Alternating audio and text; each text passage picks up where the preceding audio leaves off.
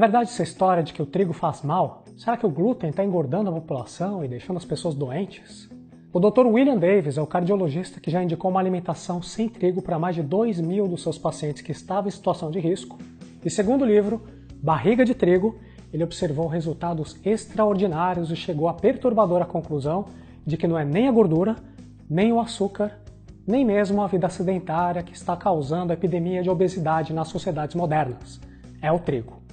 Meu nome é Seiichi Arata, do natogood.com, e este aqui é um vídeo trazendo para você um download bem bacana com resumo das principais ideias do livro Barriga de Trigo, depois da nossa vinheta.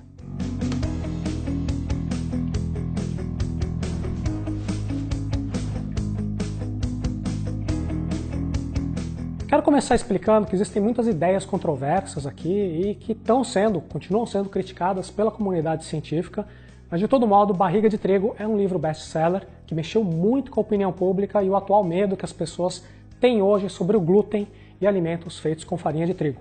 Nesse vídeo nós vamos manter o nosso foco apenas em trazer para você uma síntese, um resumo comprimido. Eu vou me esforçar aqui numa linguagem simplificada em compartilhar com você quais são as principais ideias do livro, caso você queira revisar o material na sua casa ou fazer uma leitura mais detalhada por conta própria. Então este vídeo aqui não é para criticar o livro, eu não estou endossando nenhuma das ideias, estou apenas repassando para você o que consta no livro. Então, se você quer ir mais a fundo, você pode cadastrar o seu e-mail no site natogood.com. Aliás, para as pessoas que assistirem esse vídeo até o final, tem uma surpresa bem bacana.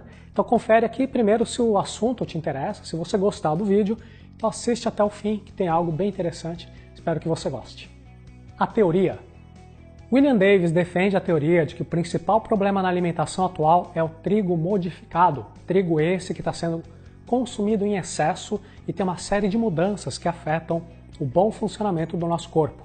Ele inclusive gosta de dar destaque para uma informação que está até aqui na contracapa, de que 2 fatias de pão integral podem elevar a taxa de glicose mais do que 2 colheres de sopa de açúcar. Como assim? É que o trigo tem um tipo especial de carboidrato, que é a amilopectina A, que é digerida com facilidade, virando glicose e sendo absorvida rapidamente na corrente sanguínea. Por causa disso, os produtos de trigo aumentam os níveis de glicose no sangue mais do que praticamente todo outro carboidrato, desde feijões até barras de doce. Qual que é o problema desse aumento de glicose, você se pergunta? É que uma elevação indesejada de glicose provoca dispara uma ação de insulina e aí vai ter um acúmulo de gordura corporal, principalmente gordura visceral, a pança. E o consumo da amilopectina A no trigo causa um pico de glicose e depois uma queda brusca em que nós temos primeiro uma saciedade e logo depois a fome. Por isso que uma pessoa que toma um café com um pãozinho e cereais rapidamente fica de novo com fome, fica com fadiga, nublamento mental antes mesmo da hora do almoço. O principal ataque do livro é com relação ao trigo modificado, que já não é mais aquele mesmo cereal de uns 50 anos atrás que os nossos antepassados moíam para fazer o pão de cada dia. O trigo de hoje é modificado, é um produto de laboratório feito com cruzamentos perigosos para aumento de produtividade. Perigosos porque, tudo que a gente está falando é de acordo com o Dr. William Davis, não é? Perigosos porque, de acordo com ele, não foi efetuado nenhum teste com animais ou seres humanos para verificar a segurança das novas linhagens que foram criadas. E esse novo trigo acabou se revelando a principal fonte de glúten e contém algumas das propriedades especiais que nós vamos explicar ao longo desse vídeo. Outros grãos, como centeio, cevada, espelta, triticale, trigos bulgur, kamut, também são fonte de glúten e por isso quando ele fala em trigo, na verdade ele está se referindo aí a todos os grãos que contêm glúten. O que é glúten? Glúten é o nome genérico dado para um conjunto de proteínas encontradas em grãos. O glúten é aquilo que dá elasticidade para a massa. É aquilo que permite abrir a massa com rolo, que permite o pizzaiolo deixar a massa girando na ponta do dedo dele, que deixa a possibilidade de esticar a massa e fazer aquela massa crescer. Se você já tentou cozinhar com produtos sem glúten, você sabe como é muito difícil isso, né? O nosso quitute fica todo quebradiço. E nos últimos 50 anos, a hibridização do trigo fez aparecer novas proteínas que antigamente não existiam. Talvez você já tenha escutado o argumento de que somente as pessoas que estão diagnosticadas com doença celíaca são elas que têm que evitar o glúten. Porém, Dr. William Davis dá uma opinião diferente, que você vai descobrir qual é nesse vídeo. Ele diz que o glúten não é o único vilão que nós temos que evitar na farinha de trigo. O que é tal da barriga de trigo que dá nome ao livro? É o acúmulo de gordura visceral, é o que acontece depois de anos de alimentação com comida que está acionando a insulina. Algumas pessoas vão acumular gordura nas coxas, no traseiro ou aquela cintura inchada, e tem alguns homens que até com seios. O problema não é meramente estético. Quanto maior a barriga de trigo, maior é o número de respostas inflamatórias acionadas, ou seja, mais probabilidade da pessoa desenvolver doenças como doenças cardíacas e câncer. Ele relata que quando os pacientes retiram todos os alimentos feitos com farinha de trigo da alimentação, eles experimentam uma perda de peso rápida e sem esforço e também várias vantagens para a saúde, como a reversão de diabetes e também desaparecimento de sintomas de refluxo, cólicas e diarreias. Quais problemas estão ligados ao consumo do trigo? Diz o autor que entre os efeitos documentados do trigo em seres humanos, nós podemos listar estimulação de apetite, obesidade, vício através de exorfinas, picos exagerados de açúcar no sangue, glicação, que está ligada a doenças e envelhecimento rápido, inflamações, alterações de pH que provocam danos nos ossos, reações imunológicas e distúrbios diversos. Como é que nós vamos então prosseguir adiante? Esse aqui foi o panorama geral das principais ideias do livro. Agora nós vamos para a parte mais específica, vamos entrar aqui nos detalhes. Ao continuar vendo o vídeo, você vai aprender o que o livro diz a respeito do efeito do trigo no nosso cérebro, e isso tem muito a ver com o livro Grain Brain, do David Perlmutter, que eu já mencionei no nosso canal, youtube.com/arataacademy. Vamos também falar sobre obesidade, sobre a doença celíaca, diabetes, acidez, envelhecimento, riscos cardíacos e acne. Vamos lá? Propriedades viciantes. Os efeitos do trigo na nossa mente. O trigo compartilha efeitos com as drogas opiáceas e por isso as pessoas enfrentam uma dificuldade muito grande em eliminar o trigo da alimentação, ou seja, o trigo provoca dependência em algumas pessoas. Ele diz: uma vez dentro do cérebro, os polipeptídeos do trigo ligam-se aos receptores de morfina, exatamente aqueles que se ligam às drogas opiáceas. Isso é tudo muito poderoso. O trigo é um dos poucos alimentos que consegue alterar o nosso comportamento, provocar prazer e gerar uma crise de abstinência ao ser eliminado da dieta. É que na digestão do trigo existe uma liberação de compostos semelhantes à morfina, que se ligam aos receptores opiáceos do cérebro. Isso induz uma espécie de recompensa, uma leve euforia, ou seja, é uma delícia. Já que uma delícia, existe um estímulo para o consumo repetitivo. Anote aí, o trigo é um estimulante do apetite, ele faz a gente querer cada vez mais. Porém, quem consegue remover o trigo da alimentação vai ver que a fome e a compulsão diminuem, a ingestão de calorias naturalmente diminui, o ânimo e o bem-estar melhoram, os quilos em excesso vão embora e a tal da barriga de trigo diminui. E é exatamente isso que nós vamos ver agora. Trigo e obesidade. Imagine só perder quase meio quilo por dia somente tirando o trigo da alimentação. É isso que o livro nos conta. Veja aqui o trecho. Elimina-se o trigo e o peso cai rapidamente, sem esforço, muitas vezes chegando a 20, 30, 45 quilos ou mais ao longo de um ano, dependendo de qual era o peso no início do processo. Uau! O trigo é apresentado aqui como a principal causa de obesidade e de diabetes. Porém, a opinião pública geral é que os grãos integrais são saudáveis, não é isso? Aqui eu acho que é interessante trazer outro trecho na íntegra, que está na página 69. De acordo com os critérios dietéticos de aceitação geral, se alguma coisa nociva, como por exemplo a farinha branca, for substituída por outra menos nociva, a farinha integral, conclui-se que um monte dessa coisa menos nociva deva fazer muito bem para quem a consome. Por esse raciocínio, se cigarros com alto teor de alcatrão são nocivos e os cigarros com baixo teor de alcatrão são menos nocivos, montes de cigarros com baixo teor de alcatrão deveriam ser ótimos para o fumante.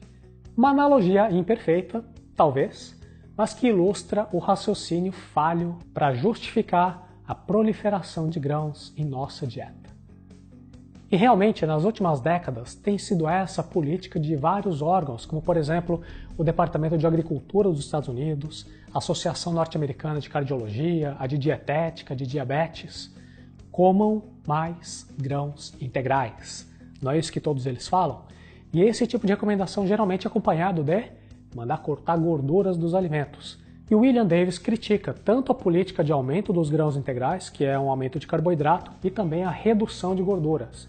Essa combinação nos trouxe problemas. A gordura visceral do abdômen não é um problema estético, é uma fonte de fenômenos inflamatórios.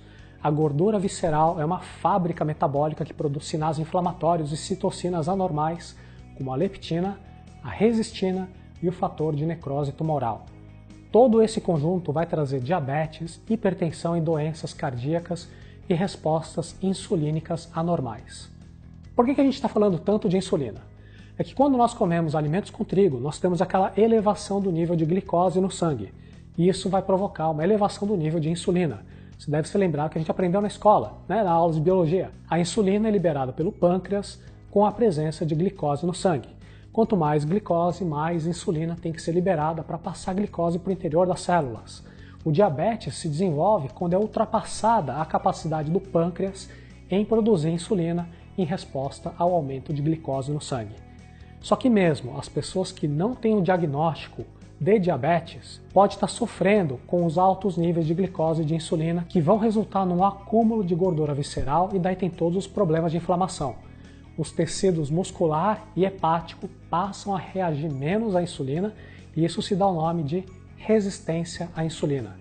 E daí o pâncreas tem que produzir quantidades cada vez maiores de insulina e isso gera um ciclo vicioso de mais resistência à insulina e mais gordura visceral depositada. Também nesse processo vai ocorrer uma queda de glicose no sangue em consequência dos altos níveis de insulina. Ocorre a tal da hipoglicemia. Isso acompanhado de uma fome incontrolável. A pessoa nesse estado fica louca para comer alguma coisa urgente para poder fazer aquele nível de glicose subir de novo. E isso, combinado com todos aqueles efeitos viciantes, tornam a situação ainda mais problemática, mais propensa para a obesidade. Outro problema, a gordura visceral produz estrogênio em ambos os sexos e isso não é bom para ninguém. O excesso de estrogênio aumenta o risco de câncer de mama nas mulheres e faz com que os homens desenvolvam seios, mamas masculinas. É uma bagunça hormonal completa. Lógico que vai poder aparecer alguém criticando, falando, essa história de tirar trigo aí é furada.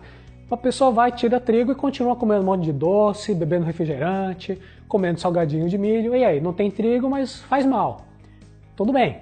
A resposta que o livro dá é que a maior parte dos adultos já sabe que é importante evitar refrigerantes gigantes e sorvetes. Isso tudo é parte necessária do esforço de perder peso. Evitar o trigo é que parece antinatural, por isso todo esse papo aqui nosso a respeito do trigo. Ainda sobre obesidade, tem uma outra dica interessante. Viva sem glúten, porém não coma aqueles alimentos que tem etiqueta sem glúten. Como assim? Tá meio confuso, né?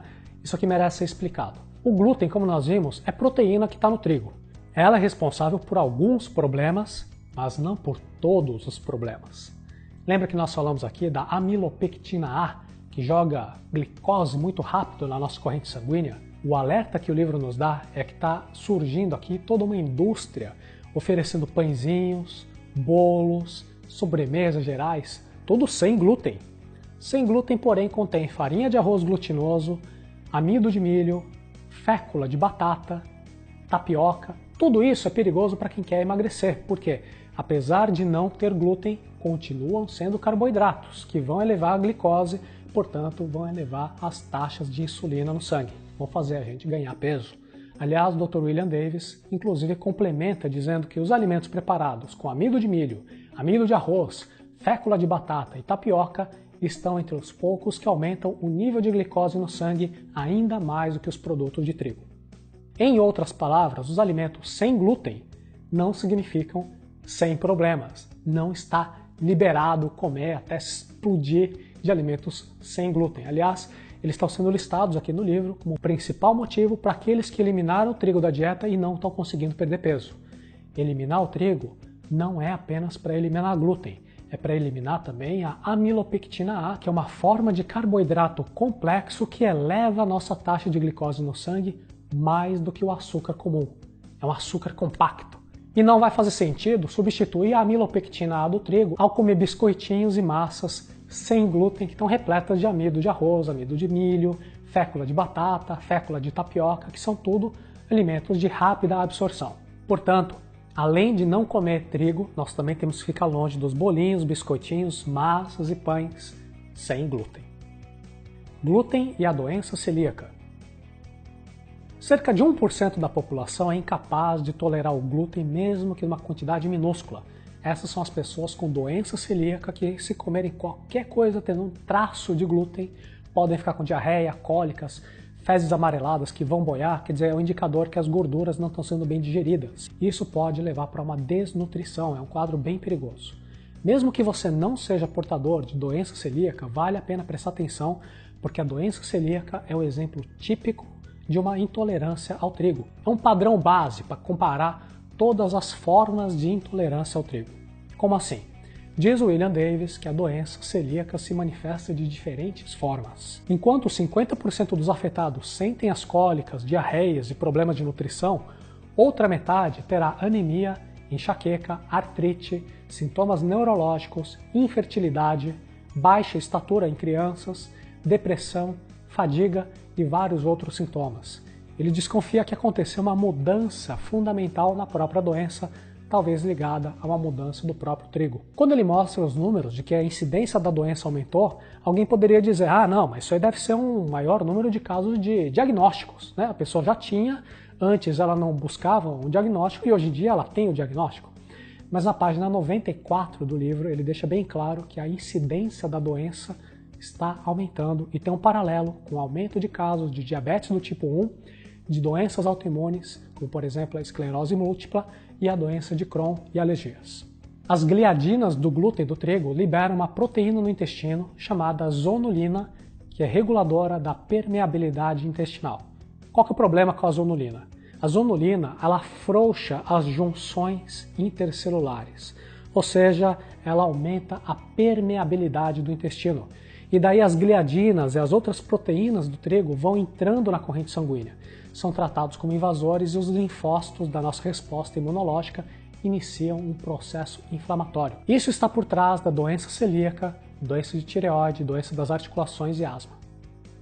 Trigo e diabetes.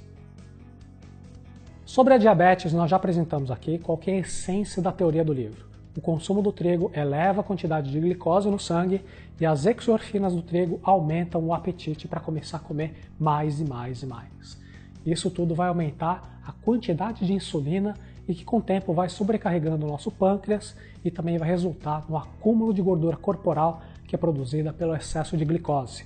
Além da sobrecarga por ter que produzir mais insulina, o pâncreas também vai ficar com processos inflamatórios, como a lesão oxidativa, leptina, várias interleucinas e o fator de necrose tumoral, tudo vindo da inflamação desencadeada pela gordura visceral.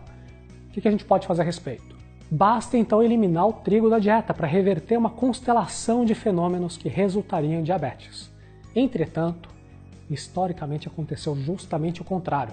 A partir da década de 1980 veio aquela teoria inapropriada de que nós devemos cortar as gorduras da alimentação. Isso fez com que as pessoas passassem a comer mais grãos integrais e aí também o consumo do trigo aumentou mais, com resultados de ganho de peso, obesidade, gordura visceral, diabetes, como a gente nunca viu antes na história. Trigo e acidez. Outro argumento é que o trigo e os cereais tendem a deslocar o pH no sentido da acidez, de modo que a nossa dieta deixa de ser alcalina e fica ácida. E isso manifesta a osteoartrite com dores nas articulações. A inflamação também está ligada a efeitos destrutivos nas articulações, junto com o fenômeno da glicação, que é uma modificação das proteínas na corrente sanguínea e nos tecidos do corpo, incluindo articulações dos joelhos, quadris e também mãos, que vão ficar com inflamação, dor e artrite. Trigo e envelhecimento. Aqui nós temos que entender um conceito chamado AGE, Advanced Glycation End Product, ou então em português, produtos finais da glicação avançada. É isso que vai enrijecer as artérias, trazendo aterosclerose, e também deixa os olhos embaçados no caso de catarata e confunde as sinapses no caso de demência. Apesar de alguns AGEs entrarem no nosso corpo pela alimentação, tem vários que são formados internamente, são endógenos, por causa dos altos níveis de glicose no sangue. Bom, acho que já deu para perceber um certo padrão comum, não é? Os altos níveis de glicose no sangue provocam uma série de problemas e é o trigo que nós estamos consumindo que está elevando essa glicose. A molécula de glicose reage com proteínas, gerando a AGE num processo irreversível. Quanto mais açúcar, ou quanto mais trigo, que vai virar açúcar, mais AGE. Por quê? Lembra que o trigo tem aquele carboidrato complexo, que é a amilopectina A. Quando ela é quebrada, ela vira um monte de glicose que rapidamente é absorvida no sangue? É isso. Se os AGEs estão causando envelhecimento acelerado, a fonte de glicose disparada é o trigo. Trigo e doença cardíaca. Esse aqui é um tema que eu acho que é até melhor a gente gravar vários outros vídeos no futuro segmentados. Se você tiver cadastrado o seu e-mail em natugood.com, eu te mando mais detalhes depois. Mas basicamente o que nós queremos aqui entender para hoje é que o livro diz que o trigo eleva a quantidade de glicose no sangue por causa da amilopectina A. E essa glicose acaba sendo transformada em triglicerídeos.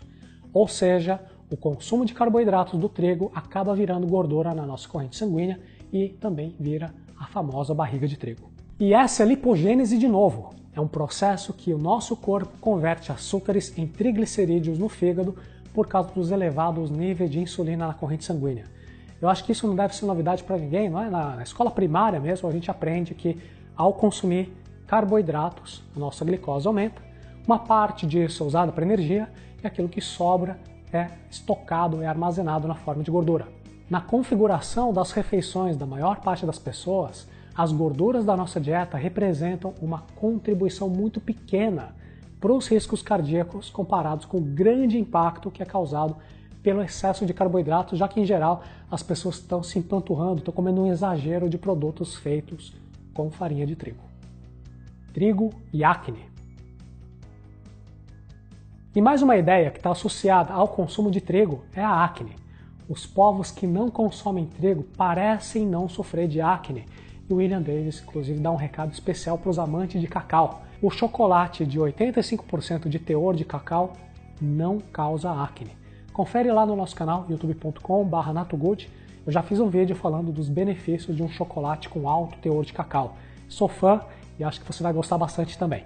O que parece ser a causa das espinhas é a insulina, que estimula a liberação de um hormônio chamado fator de crescimento, o IGF-1. Além disso, os laticínios também influenciam a capacidade da insulina de provocar acne. O problema não está na gordura dos laticínios, mas sim as proteínas específicas dos produtos de origem bovina. O que ele recomenda é ficar de olho nos alimentos que aumentam as taxas de glicose e insulina no sangue para combater a acne. E, logicamente, o trigo está nessa lista. E agora? O que fazer? Bom, eu prometi para você que se você ficasse até o fim do vídeo, eu traria uma novidade bacana. Eu sei que nesse vídeo nós usamos vários termos técnicos, como amilopectina A, IGF-1, AGE, enfim. Eu me esforcei bastante para simplificar o conteúdo do livro, só que para manter fidelidade do conteúdo, tem vários termos que eu não poderia deixar de citar. Então, para que você sempre tenha uma referência do que a gente acabou de falar aqui, você pode ir para o site natogood.com/barriga-de-trigo. natogood.com/barriga-de-trigo. Ou você clica na imagem que está aparecendo aqui do lado. Entrando lá, você vai encontrar um download com todos os detalhes para você ter as informações deste vídeo, desse nosso bate-papo, em forma escrita, para ser uma referência prática para você. Ah, e não é só isso não. As dicas práticas de implementação do livro também estão lá. É só você ir para o natogood.com/barriga-de-trigo e lá, com exclusividade para as pessoas que estão cadastradas no NatoGood, você vai encontrar essa parte adicional. É tudo bem simples e rápido e ao fazer o cadastro você tem essa informação complementar deste vídeo, que é uma parte mais prática. Meu nome é Seiichi Arata, do natogood.com. Espero que você tenha gostado deste vídeo sobre o livro Barriga de Trigo, do Dr. William Davis. E dá bastante trabalho para a gente produzir uma síntese tão rápida de um livro inteiro. Se você tiver gostado deste formato, a casa agradece se você deixar o seu gostei. Também se não tiver gostado, fique à vontade para registrar a sua opinião, porque afinal de contas, esse aqui é um projeto nosso. É uma colaboração nossa e é assim que a gente vai conseguir melhorar vídeo após vídeo. Para você ajudar a fazer esse nosso projeto crescer, compartilhe esse vídeo com as suas redes favoritas, nos seus grupos de discussão e não se esqueça que não terminou aqui. Lá no natogood.com/barriga-d-trigo você vai encontrar o download que tem tudo que nós falamos e também uma parte extra bem bacana para os usuários cadastrados. Um forte abraço para